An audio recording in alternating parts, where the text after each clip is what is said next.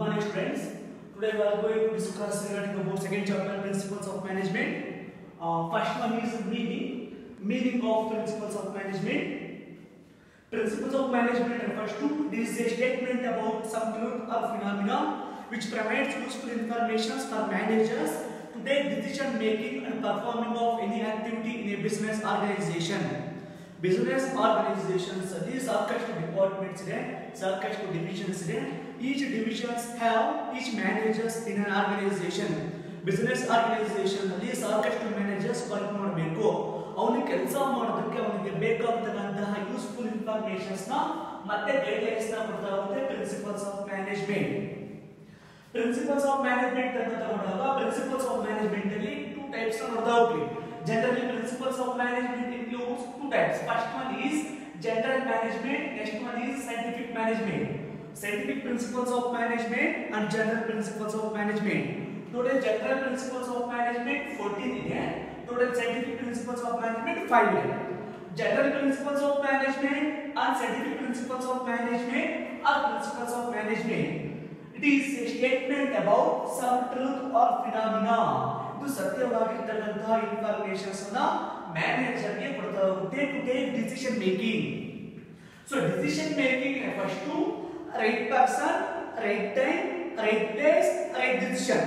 ಸರಿಯಾದ ವ್ಯಕ್ತಿ ಸರಿಯಾದ ಜಾಗದಲ್ಲಿ ಸರಿಯಾದ ಸಮಯದಲ್ಲಿ ಸರಿಯಾದ ನಿರ್ಧಾರಗಳನ್ನು ತಗೋಬೇಕಾಗುತ್ತದೆ. ಆ ನಿರ್ಧಾರಗಳನ್ನು ತಗೊಳ್ಳೋದಕ್ಕೆ ಯೂಸ್ಫುಲ್ ಇನ್ಫಾರ್ಮೇಷನ್ಸ್ ಅನ್ನ ಈ ಪ್ರಿನ್ಸಿಪಲ್ಸ್ ಆಫ್ ಮ್ಯಾನೇಜ್ಮೆಂಟ್ ಕೊಡ್ತಾ ಹೋಗ್ತದೆ. Next definition. Definition 2 marks ಹೇಳ್ತಾ ಹೋಗ್ತಾನೆ ಮತ್ತೆ ಮೀನಿಂಗ್ ಕೂಡ ನಿಮಗೆ 2 marks ಹೇಳ್ತಾ ಹೋಗ್ತಾನೆ. Definition according to Robert J. Hicks, it is statement about some useful informations and some guidelines and some rules and regulations which helps performing of management actions or managerial action. Management action or managerial action ಗೆ ಬೇಕಾದಂತಹ useful informations ನ ಕೊಡ್ತಕ್ಕಂಥದ್ದನ್ನ principles of management ಅಂತ ನೋಡ್ತಾ ಹೋಗ್ತೀವಿ. Next ಬಂದು features of principles of management.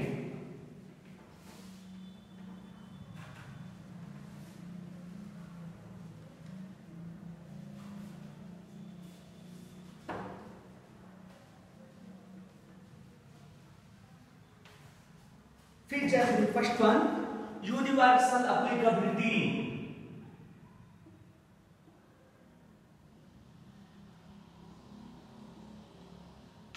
First one is universal applicability. Universal applicability refers to principles of management is applicable to all types of business organization, which includes small business, medium business, large business, manufacturing business, service business, both business and non-business organizations. ಈ principles of management ಅಂತಕ್ಕಂಥದ್ದು ಎಲ್ಲಾ ತರಹದ business organisation ಗಳಿಗೆ applicable ಆಗುತ್ತೆ. That is universal applicability. Second one, general guidelines. Second one is general guidelines. Principles of management provides some useful information for managers to take decision making and performing of any activity in a business organization.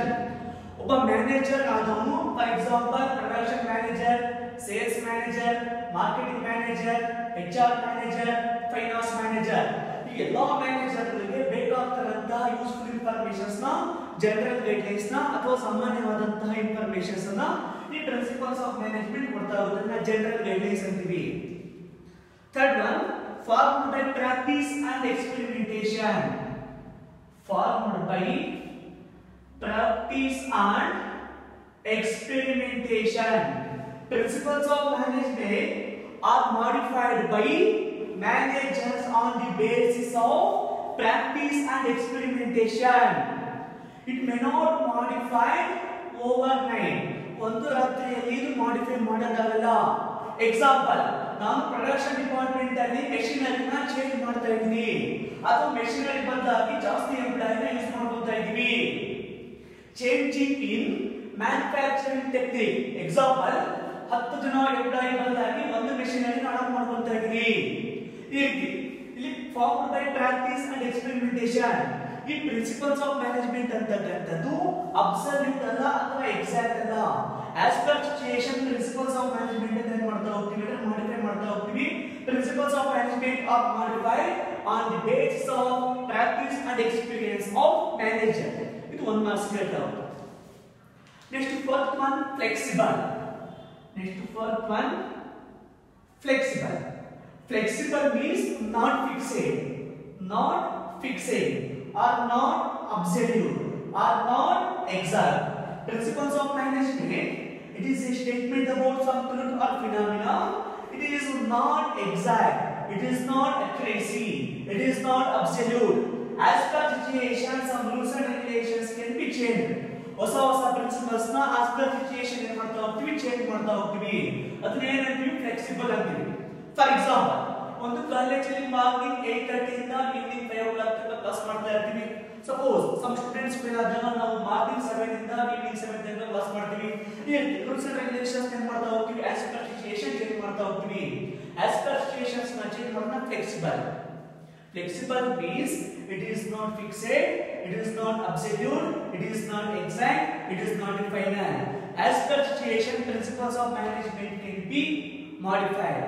That is flexible. Next, fifth one, mainly behavior in nature.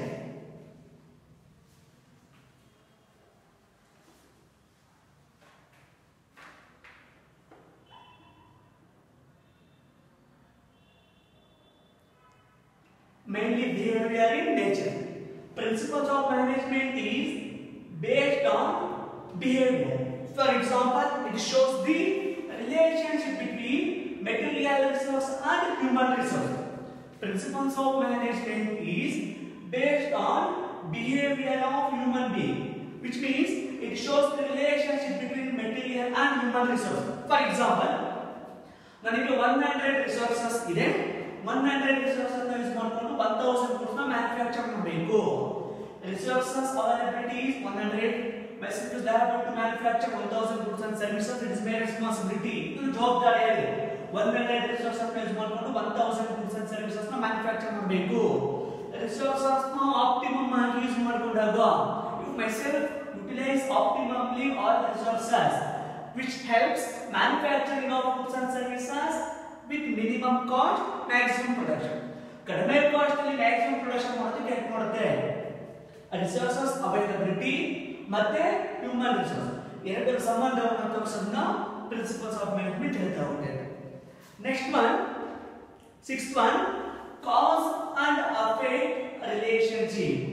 Next one is cause and affect relationship. Principles of management are modified on the basis of cause and effect. Cause and effect, for example, cause ಅಂತಕ್ಕಂಥದ್ದು effect ಅಂತಕ್ಕಂಥದ್ದು ಎರಡನ್ನ ತಗೊಂಡು ಹೋಗ್ತೀವಿ. For example, fire ಅಂತ ಅನ್ಕೊಳ್ಳಿ. Fire ನಾವು ಬಿಟ್ಟು ನೋಡಿದಾಗ ಸಪೋಸ್ ಫೈರ್ ಬಿಟ್ಟು ನೋಡಿದಾಗ ನಮಗೆ ಬ್ಯಾಡ್ ಆಗಿತ್ತು, ನೆಗೆಟಿವ್ ಆಗಿ ಇಂಪ್ಯಾಕ್ಟ್ ಆಗ್ತಾ ಇದೆ. ಅವಾಗ ನಾವು ಫೈರ್ ನ ಮತ್ತೆ ಬಿಡೋದಕ್ಕೆ ಹೋಗೋದು. Some principles modified on the basis of cause which may affect on the business organization. ಆ ಕಾಸ್ ಅಂತಕ್ಕಂಥದ್ದು ಬಿಸಿನೆಸ್ ಆರ್ಗನೈಸೇಷನ್ ಮೇಲೆ ಅಫೆಕ್ಟ್ ಮಾಡ್ತಾ ಹೋಗ್ತದೆ ಅಂತ.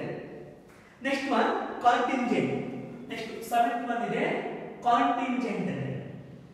Contingent refers to principles of management are modified on the basis of a specific point of view ಅಥವಾ a specific period of time.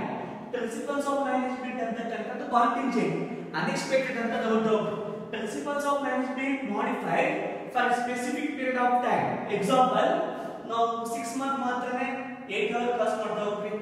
6 month ಆದ್ಮೇಲೆ next 10 hour class ಮಾಡ್ತಾ ಹೋಗ್ತೀವಿ, ನೆಕ್ಸ್ಟ್ 12 hour ಕ್ಲಾಸ್ ಮಾಡ್ತಾ ಹೋಗ್ತೀವಿ. ಸಮ್ ರೂಲ್ಸ್ ಅಂಡ್ ರೆಗ್ಯುಲೇಷನ್ಸ್ ಏನು ಮಾಡ್ತಾ ಹೋಗ್ತೀವಿ, change ಮಾಡ್ತಾ ಹೋಗ್ತೀವಿ. ಏನಕ್ಕೆ ಅಂದ್ರೆ ಆರ್ಗನೈಸೇಷನಲ್ ಗೋಲ್ನ ಅಥವಾ ನಮ್ಮ ಗೋಲ್ನ ಅಚೀವ್ ಮಾಡೋದಕ್ಕೆ.